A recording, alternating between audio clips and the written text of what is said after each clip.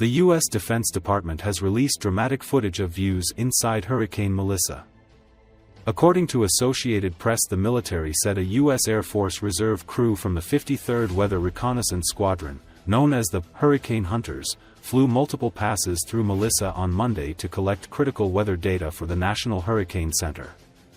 Hurricane Melissa intensified into a Category 5 storm Monday as it drew closer to Jamaica, where forecasters expected it to unleash catastrophic flooding, landslides and widespread damage. At that strength, it would be the strongest hurricane to hit the island since record-keeping began in 1851. Blamed for 7 deaths in the northern Caribbean as it headed toward the island, Melissa was on track to make landfall Tuesday in Jamaica before coming ashore in Cuba later in the day and then heading toward the Bahamas. It was not expected to affect the United States.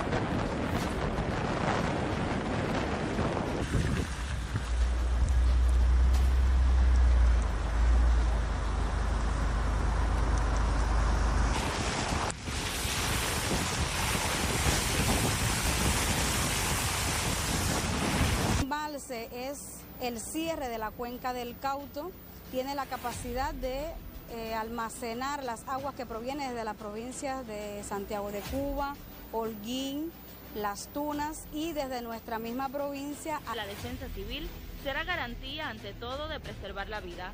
Desde Granma, Sheila Aguilera, para el canal cubano de noticias. De las medidas preventivas y otras labores para proteger a la población y minimizar los daños que pueda causar el huracán Melissa. Hemos hecho una serie de actividades que tienen que ver sobre todo con el drenaje de los canales, porque nuestro municipio recibe las aguas de Urbano Noris, de Báguano, y al final es el que filtra los canales y ocurre la inundación en la zona de defensa de Maceo. El 45% de la población de Cabo Punta debe estar evacuada por la afectación que deben tener las lluvias. Centros de la educación general y la superior en la provincia de Las Tunas para la protección de estudiantes, de los recursos y la infraestructura. Acogerá aproximadamente 260 personas. Eso no indica que puede ser el límite, puede tener un espacio un poco más abarcador, todo lo que permita y que esté previsto evacuarse, pues nuestras puertas estarán abiertas. Y las embarazadas con riesgo a término que viven en lugares proclives a inundación y otros centros sanitarios de toda la provincia. Desde Las Tunas, Orlando Cruz y Gia. Yeah, it's a weird atmosphere here, I would say. It's people are sort of staying calm, but obviously there's an undercurrent of panic. We, as Brits, aren't really used to this kind of thing.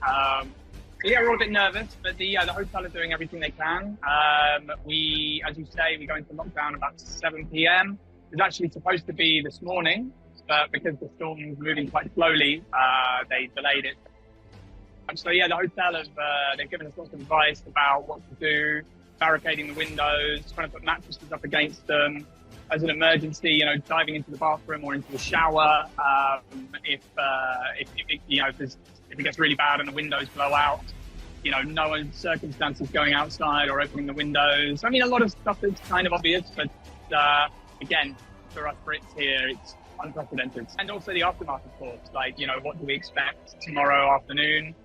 The storm is supposed to have passed by then, but what will be the state of the island and the people here? So that's what we're all really worried about, and of course ourselves. I have 2 small kids, so yeah, not an ideal holiday, let's put it that way.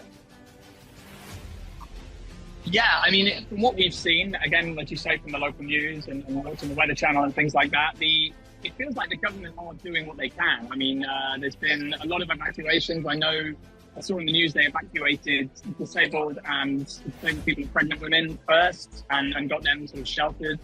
More at-risk people, which is obviously really important.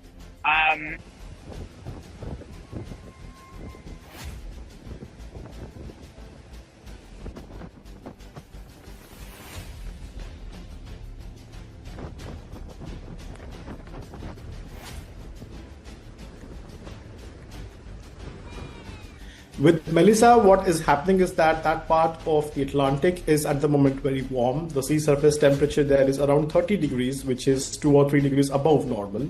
And not just the top layer of the sea, but layers below the top level are also quite warm. At the same time, the atmosphere is very conducive because there is no this kind of wind resistance for the development of Melissa.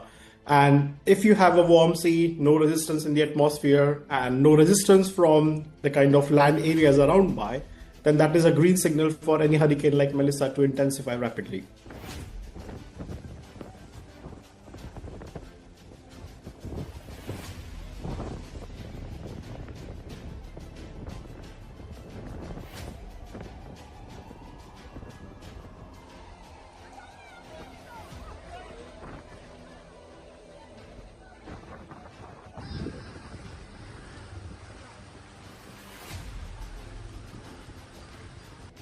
See, global warming is doing one basic thing, which is that it is increasing the air temperature and it's also making oceans warm. And because we are dumping quite a lot of greenhouse gases in the atmosphere, this is how oceans are also getting warmer.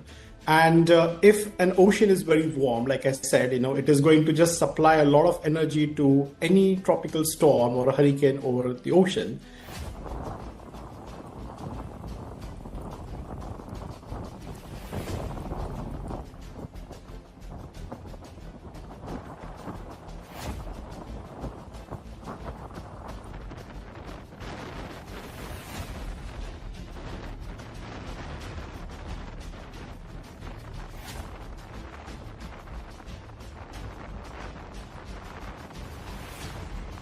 So over 90% of the extra heat that we trap in our Earth system goes into the oceans.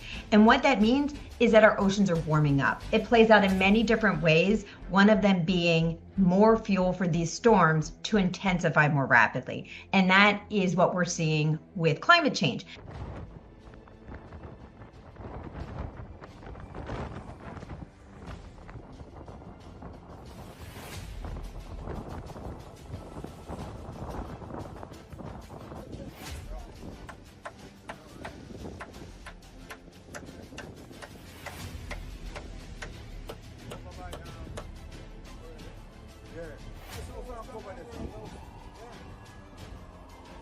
However, when this storm suddenly goes from being a Category 1 to a Category 4 or 5, in the course of one day, that changes everything you need to do to prepare for these coastal communities.